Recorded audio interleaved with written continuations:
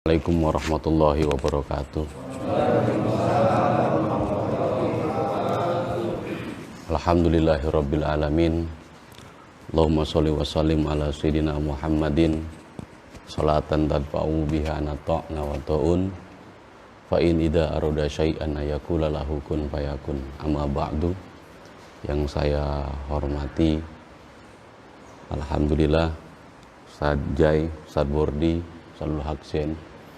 Pada malam hari ini kita lanjut dalam acara istiqomah kita setiap Jumat malam Sabtu dan mengawali Ramadan, ya. Sehari kita sudah melakukan atau melaksanakan ibadah puasa, dan pada malam hari ini bertempatan dengan malam akbar di Pondok Pesantren Al-Mubarok yang setiap malam Sabtu kita laksanakan bersama-sama. Namun pada malam hari ini kita berlanjut kepada live streaming yang berapa ini? Yang keempat kalinya. Dan kita berharap kedepannya tidak seperti ini lagi. Kita kumpul seperti biasa, ya, bermuajahah seperti biasa, ibadah seperti biasa, dan itu semua bergantung kepada doa-doa jamaah yang ikhlas semuanya.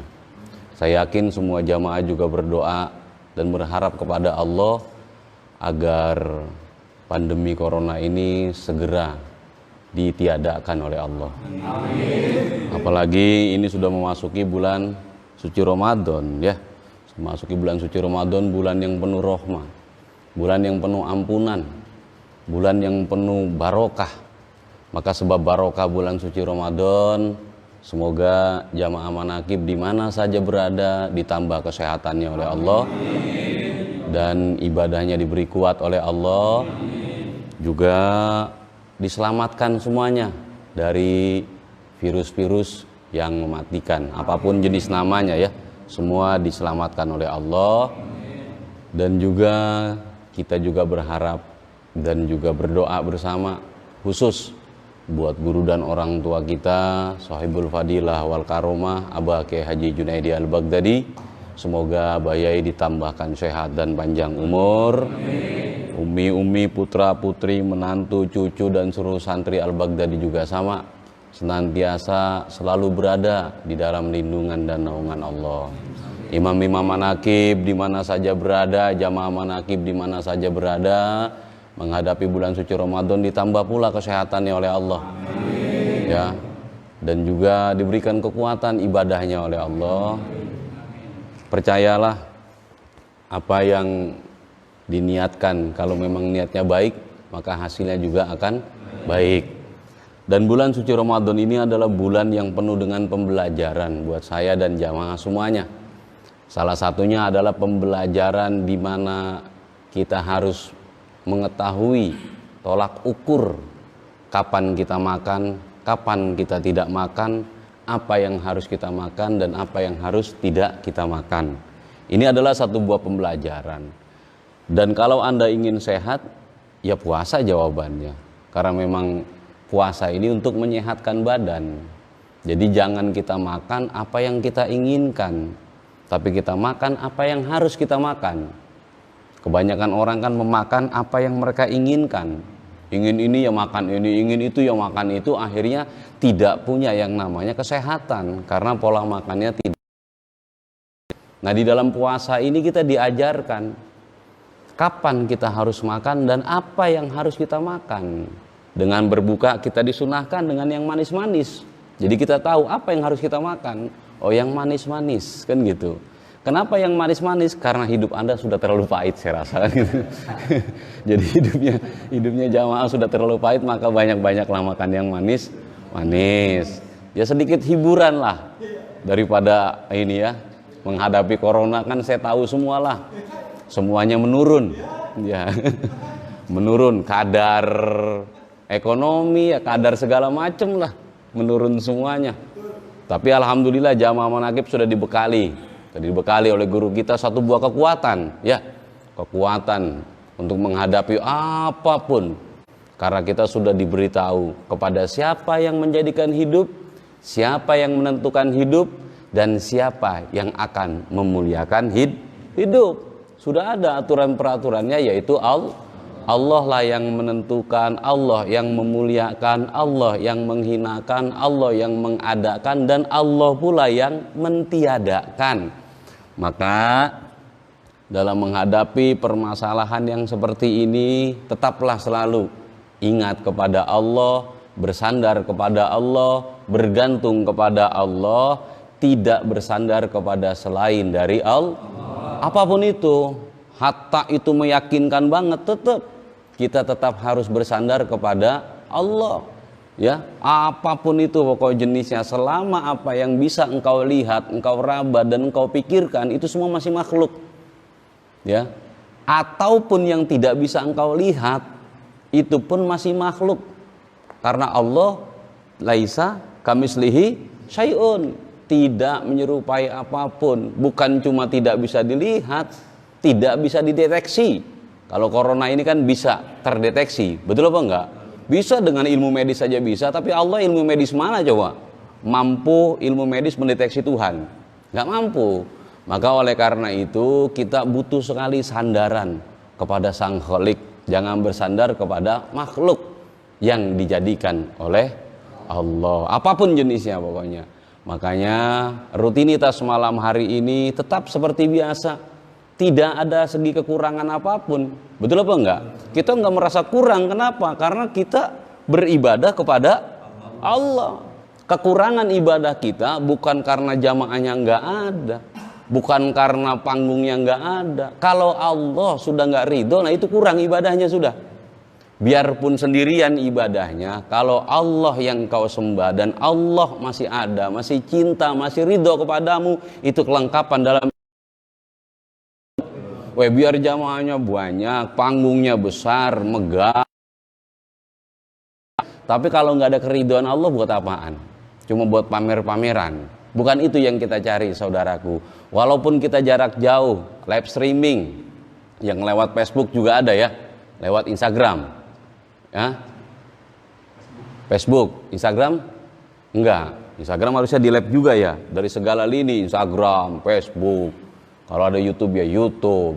Ada apa ya, Instagramin aja lagi. Asal jangan Instagram pakai jalur batin aja, nggak kelihatan sebabnya. Oleh karena itu jamaah manakib, bentar lagi Idul Fitri ya. Sekarang sudah Ramadan, yang biasa Ramadan tuh ramenya luar biasa, betul enggak? Disambut dengan euforia yang sangat luar biasa karena bersandar kepada hadisnya baginda Rasulullah, man fariha bidukhuli Ramadan haramallah jasadahu ala niron. Barang siapa senang dengan bulan Ramadan, maka jasadnya haram dibakar di neraka itu. Jadi nggak bakal dibakar. Kalau dia senang aja udah. Tapi jangan pura-pura, kebanyakan orang pura-pura senang pada hati dongkol.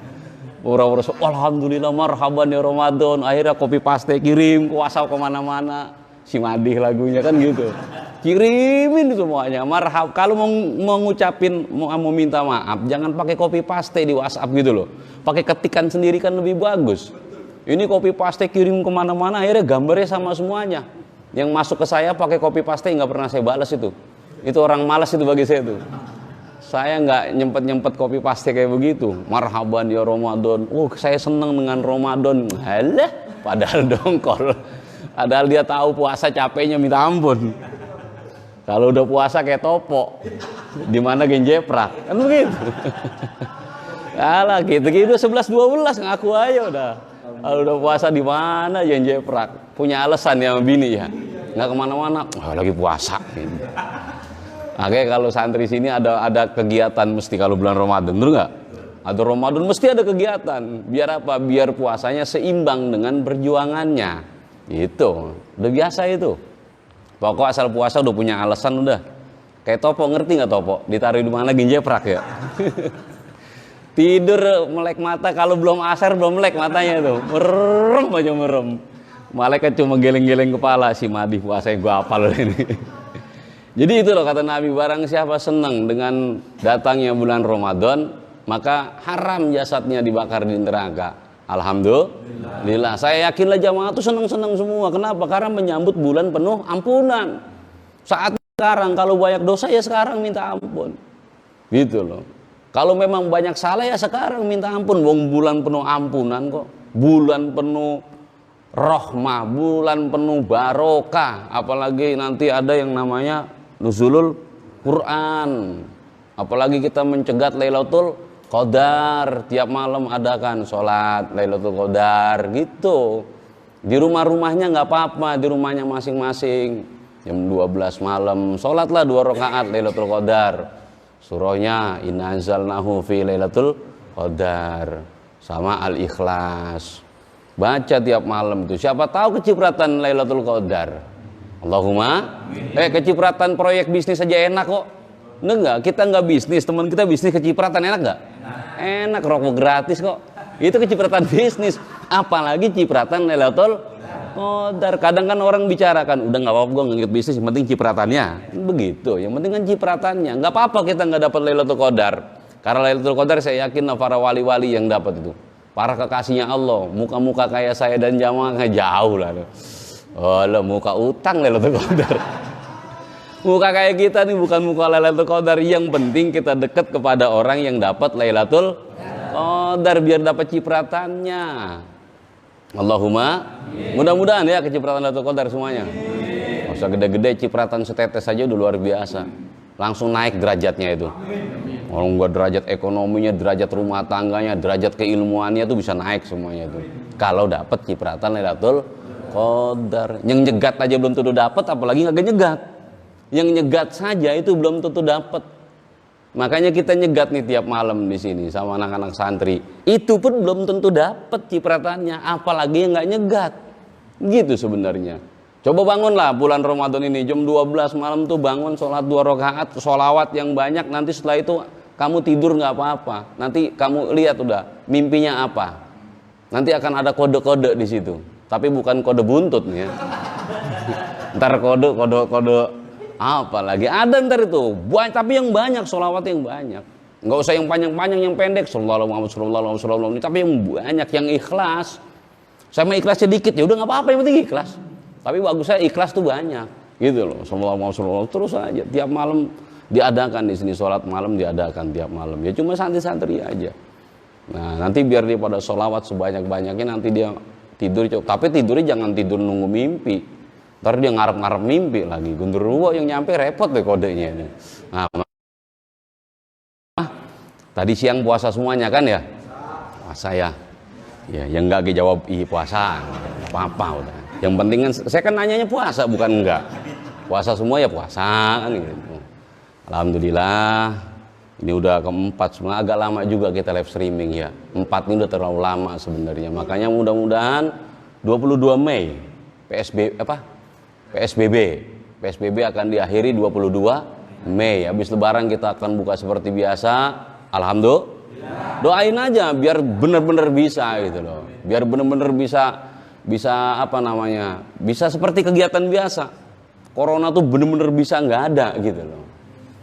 Walaupun nggak 100% setidaknya berkurang lah. Kan gitu sebenarnya. Kalau saya sih yakin bulan Ramadan ini sudah nggak ada corona. Karena apa? Ya kalah lah dengan bulan Ramadan. Kalah pasti kalah. Sejenis makhluk apapun ini dicancang-cancangin semuanya kan ya. Sejenis makhluk apapun, apalagi cuma makhluk corona. Tenang aja, nggak ada.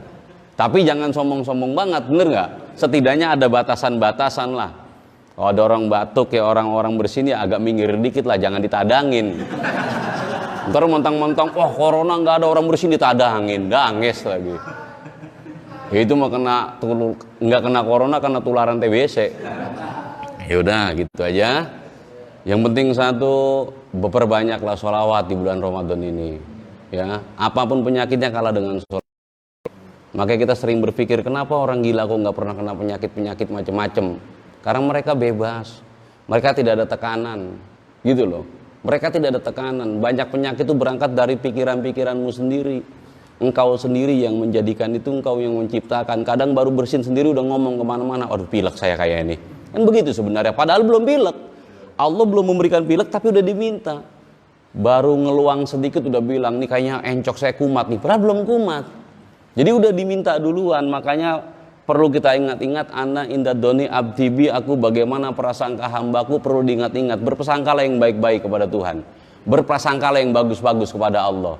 Hari raya Idul Fitri kita bisa sholat Id seperti biasa, amin. Ini doa kita, betul apa enggak? Biar bisa silaturahmi lagi, amin. Kan enak kalau silaturahmi ke rumah saudara, nggak ada cegahan, betul apa enggak? Nggak ada larangan, enak. Makanya biar bisa didoakan bareng-bareng, jangan dikeluhkan bareng-bareng, jangan nongkrong bareng-bareng mengeluh semuanya. Jangan nongkrong di sana ngeluh, nongkrong di sini ngeluh dengan corona, tapi berdoa bersama-sama.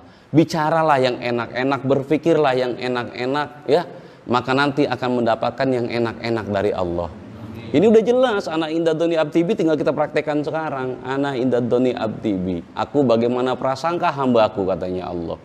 Maka kalau kita bersangka baik, ini bulan suci Ramadan ya Allah, bulan yang penuh barokah, bulan yang penuh ampunan, bulan yang penuh segala-galanya. Rizkimu pun akan lancar di Ramadan ini. Ya gimana nggak lancar? Nggak usaha, di mana-mana kayak topo, makan masih tetap makan, rokok masih tetap ngerokok, bener nggak? Ya ngopi ya masih tetap ngopi, pasukan ngopi ya masih aktif, iya. Pasukan balak kayak masih aktif. Itulah hebatnya jamaah manakib, menghadapi situasi apapun tetap happy, itu jamaah manakib. Menghadapi sesulit apapun tetap happy, ya cuma jamaah manakib. Saya sudah lihat langsung dengan mata kepala saya sendiri. Jadi jamaah manakib tuh ogah ribet, bener nggak? Ogah ribet, ogah pusing. Pokoknya pusing banget, langsung dia bilang, udah emang maunya Allah, jalanin aja. Ini jamaah manakib ciri-cirinya. Saya hidup yang nggak minta, yang ngasih Allah. Melarat ya saya nggak minta, susah ya nggak minta, maunya Allah, jalanin aja. Paling yang pusing yang ngiyatin kita. Betul apa enggak? Nah, itulah jamaah manakib. Ini perlu dipertahankan. Prinsip seperti ini perlu dipertahankan. Loh, itu prinsip orang nggak berpikir. Siapa bilang nggak berpikir? Justru dia berpikirannya lebih jauh, karena berpikirnya sampai kepada Allah. Yang lain berpikir kadang pas macet karena usahanya, macet karena saingannya, betul nggak? Sakit karena salah makan, karena salah enggak cukup tidur, karena kecapean. Tapi kalau jamaah manakib semuanya langsung berpikirnya sampai kepada Allah. Memang sudah karepnya Allah. Begitu sebenarnya. Saingan mau 3.000 di samping kita dagang, kalau Allah bikin rame mah rame wae. Ayo coba. Kita punya saingan pekerjaan, kalau kita mau diangkat derajatnya jadi karyawan, ya tetap akan diangkat. Tapi kalau memang takdirnya di PHK, ya tetap di PHK. Serajin apapun orang, kan gitu sebenarnya. Kalau kita bersandar kepada Allah, indah hidup ini sebenarnya, saudaraku. Maka prinsip jamaah manakib harus dipegang terus seperti itu. Ini memang maunya Allah, ini sudah karepnya Allah, dan apa yang Allah punya mau kepada saya, ini adalah kebaikan buat saya. Amin. Ini kebaikan, terserah orang mau nilai apa. Loh, kalian kok tergantung penilaian orang kok. Itu cuma penilaian makhluk kok. Betul apa enggak? Jadi enggak penting-penting amat. Seimam Syafi'i itu pernah punya murid, ya kan ya, ngadu kepada Imam Syafi'i setelah tamunya pulang dari rumah Imam Syafi'i.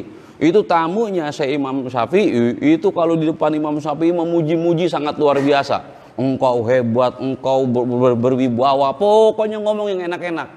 Nanti kalau sudah pulang dari rumah Imam Syafi'i, dia jelek-jelekin Imam Syafi'i.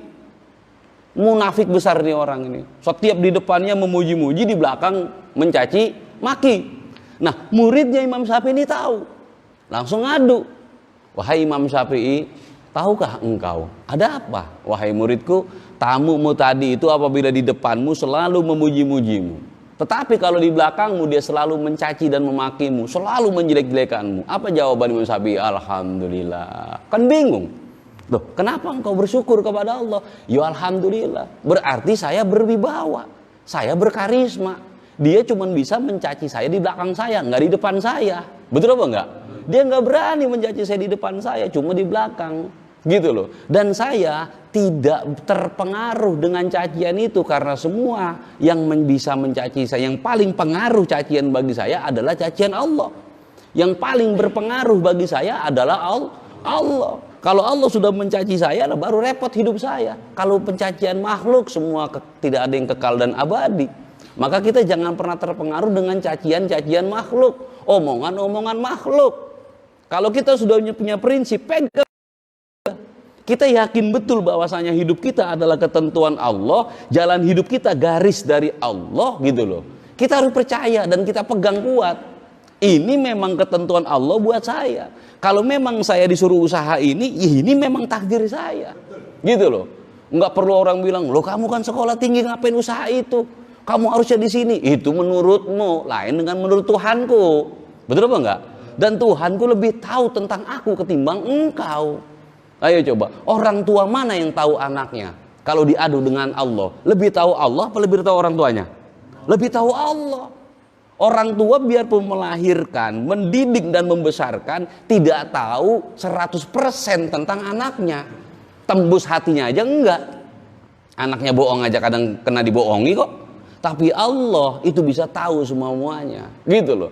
Jadi yang patut kamu khawatirkan adalah amarahnya Allah, murkanya Allah, makinya Allah. Kalau yang biasa, tidak kekal dan abadi. Betul apa enggak? Jadi enjoy saja. Kita punya prinsip, pegang udah prinsip kita. Saya yakin, seyakin-yakinnya hidup saya adalah ketentuan Allah. Udah bener itu. Jadi siang malam saya, untung rugi saya, enak tidak enaknya saya, hatta tingkah lakumu sekalian itu sudah ada garisannya. Kamu kalau mau dibaikin sama Allah kan jadi orang baik, amin. Kan harapan kita gitu, pengen jadi orang baik. Kalau Allah berkehendak baik, makanya kita mohon ke Allah agar Allah berkehendak baik kepada kita. Betul apa enggak? Tapi kalau Allah berkehendak tidak baik kepadamu, kamu mau paksa baik nggak bisa. Tetap aja, sejauh mana sih? Oh kamu kan punya akal pikiran, cobalah berpikir. Kalah pikiran kita dengan takdir Tuhan. Betul apa enggak? Kalah. Lebih tua takdir sama pikiran. Betul enggak gitu? Ayo, pikiran kita bisa mateng itu biasanya umur 17 atau 15 tahun. Ini udah bisa mateng nih. Takdir itu kita belum lahir udah ada apa belum? Nah makanya tuaan mana takdir sama pikiran? Tuaan takdir. Lah yang muda suruh lawan yang tua, orang sanggup madi. Betul apa enggak? Enggak sanggup. Jadi lebih tua sana. Lebih tua takdir Allah ketimbang pikiran kita. Pikiran kita, anak berpikir mateng saja biasanya akil balik. Kalau masih kecil tuh biasanya pikirannya belum mateng. Betul apa enggak gitu? Sedangkan takdirnya itu udah mateng. 100 tahun sebelumnya dia lahir ke muka bumi ini udah mateng. Sudah ditulis namanya siapa, rezekinya berapa, jodohnya siapa. Ini udah mateng udah. Jadi lebih tua takdir, makanya larutlah kita di dalam takdirnya Allah. Takluklah kita dengan takdirnya Allah. Supaya kita bisa takluk, kita harus punya pemikiran yang bagus tentang Allah. Diberikan apapun jalan takdir, ini adalah kebaikan. Kalau kalimat jamaah manaqib, Allah maha baik, takdirnya tidak pernah. Nah itu prinsip. Pokoknya dikasih apa aja, Allah maha baik, takdirnya nggak pernah salah. Kan gitu. Makanya prinsip kayak gitu, akhirnya Allah kasih kebaikan-kebaikan. Kalaulah ada kesulitan itu sementara, hadirin sementara. Rasain udah jamaah manaqib, kesulitannya kan cuma sementara. Nggak ada yang lama, paling pecah kerja sebentaran, tahu-tahu temu kerjaan lagi. Bangkrut usaha sebentaran, ketemu jalan usaha lagi. Kan gitu sebenarnya. Pokoknya tetap ada aja buat jamaah manaqib mah. Yang lama itu apa? Perasaan situ lama. Perasaannya yang lama. Pada kerjaan mah lama kita dapat kerjaan. Tiba-tiba nganggur 2 minggu perasaannya lama. Buset 2 bulan gak ada kerjaan begitu. Nah iya kan perasaan situ yang tertipu. Makanya jangan punya perasaan lah biar tidak salah. Ayo merasakan tentang nikmatnya Allah. Alhamdulillah. Ya biar mobil udah nggak ada, yang penting pernah punya mobil kan gitu. Yang penting pernah punya mobil, motor walaupun nggak ada sekarang kan banyak ya yang penarikan. Yang penting pernah punya motor. Alhamdulillah pernah kabul hajat. Jadi gitu aja jamaah manaqib. Malam ini saya tekankan buat seluruh jamaah manaqib, pegang prinsip dalam menghadapi kehidupan zaman sekarang ini. Kalau nggak punya prinsip, kamu akan terombang-ambing. Ayo coba. Dengar berita ini ngikutin, dengar berita itu ngikutin, dengar berita ini ngikutin. Oh, akhirnya capek sendiri. Betul apa enggak? Apalagi sekarang zaman media sosial. Oh, ini Instagram kayak gini, Facebook kayak gini, puyeng dewek-dewekan. Ada puyeng ini berita kayak begini, ada pembegalan, ada ini.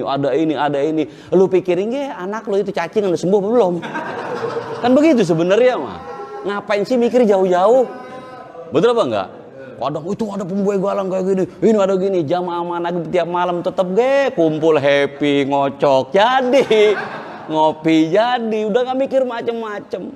Wah sekarang corona nambah lagi, lo ya ngapain kamu pikirin, ada negara yang bagian mikirin, betul apa enggak? Lo kamu mikirin sampai mati ya kagak bakal bisa nolongin yang pasien corona. Ayo coba. Mau kamu nahan bagaimana supaya berkurang juga nggak bisa. Jadi ayolah nikmati kehidupan yang sementara ini, belajar bersyukur dengan nikmat yang Tuhan berikan, jangan kufur dengan nikmat yang Tuhan berikan.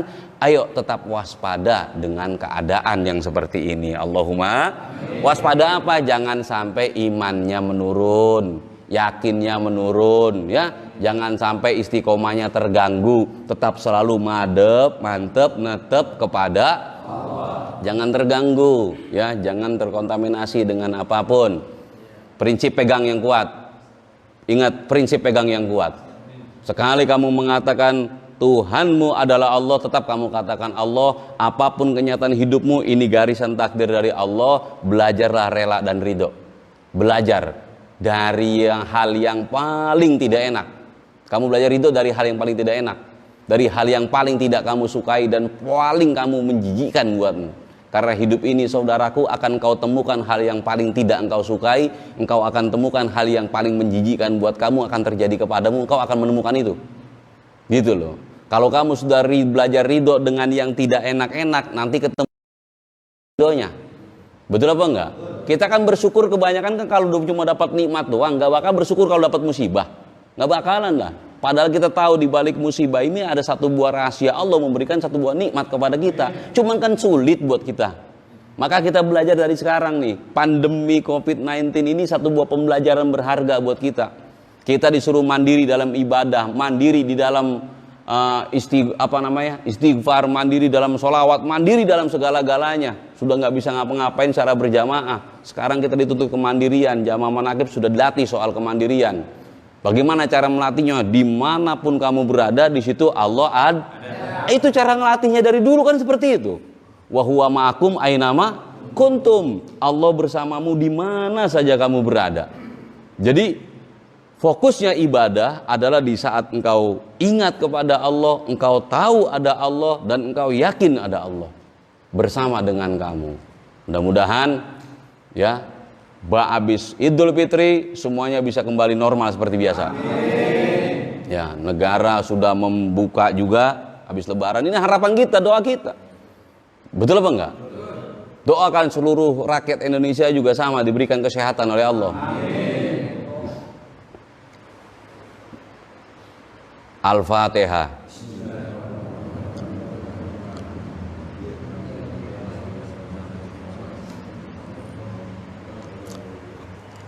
Ayo ikutin bareng-bareng semuanya.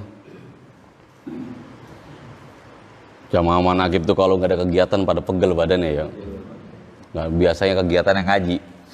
Tiap malam ngaji. Sekarang tiap malam mikir. Makanya main-main ke sini. Ya, main ke sini kayak Rudi. Rudi main ke sini tapi nggak pernah punya bawa-bawaan. Tapi nggak apa-apa. Nggak apa-apa. Kangkung gitu enteng orang ya. Ada bayam-bayam di tenteng. Ini sini tiap malam. Ya, kita bercengkrama. Kalau perlu kita sahur-sahur bersama di sini. Betul apa enggak? Kambing ada kok, ayam ada. Tenang aja. Ada nggak tahu di mana. Yang kambing ada apa enggak? Ada. Yang bilang nggak ada berarti nggak punya penglihatan. Kambing ada, ayam ada. Tinggal bayarin yang susah. Di Balong ada kambing? Ada. Tenang aja. Nanti kita buka bersama enak ini. Tapi nggak boleh. Jangan dulu lah, jangan buka bersama lah. Bukanya berbeda-beda aja. Ntar buka-buka beda, buka duhur lagi. Ya udah, ayo ikutin bareng-bareng semua ya.